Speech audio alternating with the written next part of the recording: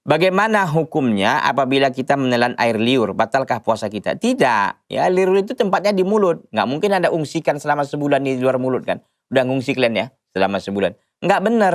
Karena ini air liur ini butuh sama kita. Ya. Kalau kita tidak diberikan oleh Allah air liur, nah ini kita bisa gawat, bisa kering kita. Ini bisa penyakit tambah. Makanya kita bersyukur kepada Allah diberikan oleh Allah air liur. Ini kadang-kadang kita nggak ada mensyukuri ya Allah, syukran ya Allah atas air liur. Nggak pernah kita itu. Ya, bersyukur di atas keringat dan lain sebagainya. Padahal itu memberikan manfaat bagi tubuh kita kan. Kadang-kadang kita nikmat ini rasanya ini kewajiban Allah untuk ngasih ke kita gitu.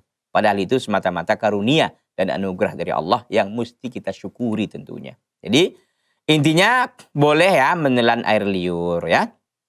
Tidak mengasah. Kalau memang tempatnya di situ. Makanya saya katakan, jangan kita karena puasa ini udah berubah mulut kita pun wah sikit-sikit ngeludah sikit.